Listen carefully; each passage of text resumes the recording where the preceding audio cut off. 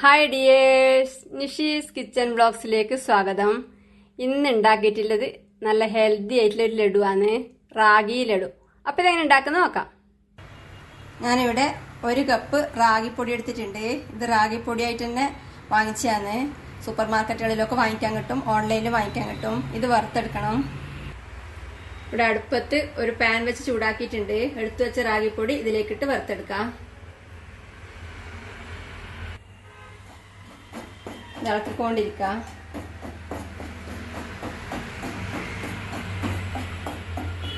ഇപ്പോൾ ഇത് വറുത്തിട്ടായിട്ടുണ്ട്. ഇതിന്റെ കളർ മാറി തുടങ്ങി, നല്ല വറുത്ത മണം വരുന്നുണ്ട്. അതാണ് പാകം. ഇനി തീ ഓഫ് ചെയ്ത് ഒരു ബൗളിലേക്ക് മാറ്റാം.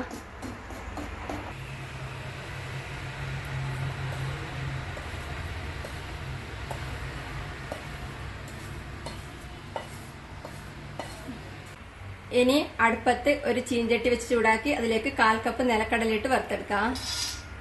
ഇത് വറുത്തിട്ടാവുന്നവരെ ഇളക്കിക്കൊണ്ടിരിക്കാം. ഇപ്പോൾ കടല വറുത്തിട്ടായിട്ടുണ്ട്. അതിന്റെ തൊലിയുടെ കളർ മാറി ഇങ്ങനെ ഇടക്കിടക്ക് പൊട്ടുന്ന ഒച്ച വെക്കും. അതാണ് പാകം. ഇനി തീ ഓഫ് ചെയ്ത് ഒരു പ്ലേറ്റിലേക്ക് മാറ്റാം.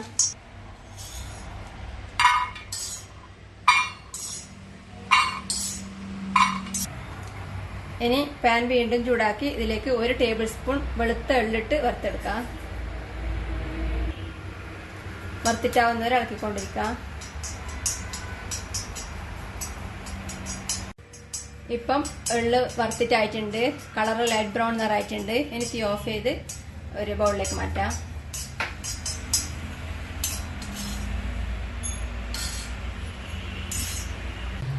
നിലക്കടല വറുത്തെടുത്തത് ചൂടാറിയ ശേഷം തൊലി കളഞ്ഞ് മിക്സിയിൽ തെരുതെരിപ്പായി പൊടിച്ചെടുത്തിട്ടുണ്ട്.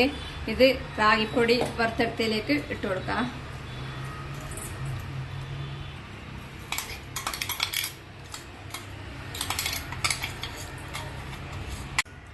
ഇനി ഇതിലേക്ക് നേരത്തെ എള്ള് വറുത്തെടുത്ത് ചേർക്കാം.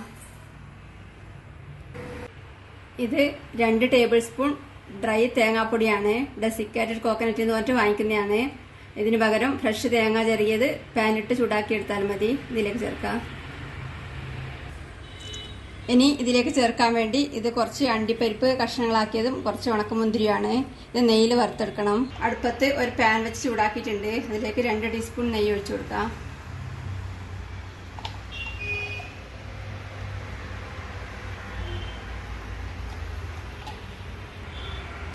ഇതിലേക്ക് ആദ്യം അണ്ടിപ്പരിപ്പിട്ട് വറുത്തെടുക്കാം.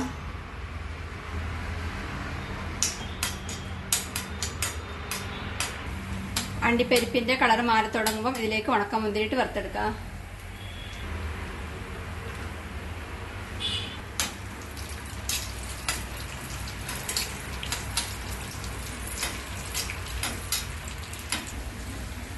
ഇപ്പോൾ അണ്ടിപ്പരിപ്പ് മുന്തിരിയും വറുത്തിട്ടായിട്ടുണ്ട്. ഇനി തീ ഓഫ് ചെയ്ത് ഇത് ലഡുവിന്റെ മിക്സിലേക്ക് ചേർക്കാം. നെയ്യോടുകൂടി തന്നെ ഒഴിച്ചു കൊടുക്കാം.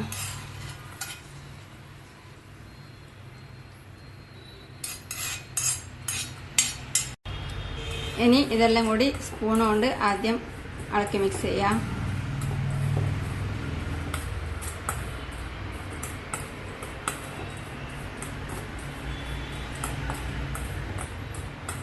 എല്ലാം കൂടി നല്ലോണം ഇളക്കി മിക്സ് ചെയ്തിട്ടുണ്ട്.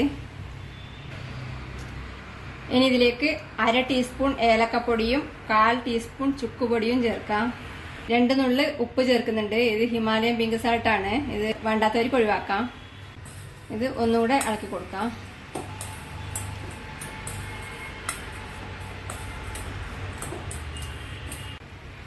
ഇനി ഇതിലേക്ക് മധുരത്തിന് വേണ്ടി ശർക്കര ഉരുക്കിയതോ ശർക്കര പൊടിച്ചതോ ചേർക്കാം. ഞാനിപ്പം ശർക്കര ഉരുക്കിയത് ചേർക്കുന്നത്. കുറച്ച് ചേർത്ത് കുഴച്ച് നോക്കി ബാക്കി വേണ്ടത് ചേർക്കാം. ശർക്കര പൊടിയാ ചേർക്കണമെങ്കിൽ കുറച്ച് നനവ് കിട്ടാൻ വേണ്ടി ഇളം ചൂടുവെള്ളം കുറേശ്ശെ നനച്ചു കൊടുക്കാം. ഇത് ആദ്യം സ്പൂൺ കൊണ്ട് ഇളക്കി കൊടുക്കാം. അതിന് ശേഷം കൈ കൊണ്ട് കുഴക്കാം.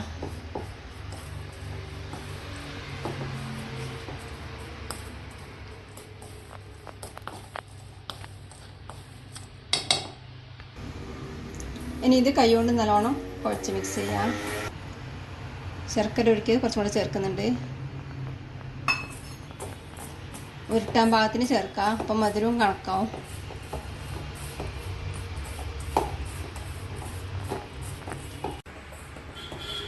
ഇപ്പോൾ ഉരുട്ടിയെടുക്കാൻ പാകത്തിന് വേണ്ടുന്നത്ര ശർക്കര ഉരുക്കി ചേർത്തിട്ടുണ്ട്. ഇതാ ഇങ്ങനെ ഉരുട്ടാൻ പാകത്തിനായിട്ടുണ്ട്. ഇതിനി ഉരുട്ടി ലഡുവാക്കി എടുക്കാം. ഇത് കുറച്ചും കൂടെ ഹെൽത്തി ആക്കണമെങ്കിൽ ശർക്കരക്ക് പകരം സോഫ്റ്റ് ആയിട്ടുള്ള ഈന്തപ്പഴം കുരു കളഞ്ഞ് മിക്സിയിൽ അരച്ചെടുത്ത് ചേർക്കാം.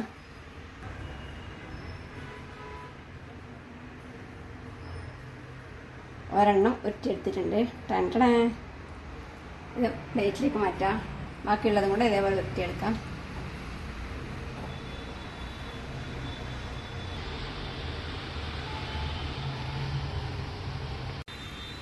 റാഗി ലഡു എല്ലാം ഉരുട്ടിയെടുത്തിട്ടുണ്ട്.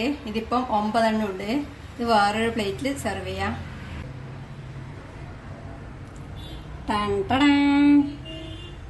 നല്ല ടേസ്റ്റിയാണ്, ഹെൽത്തിയാണ്.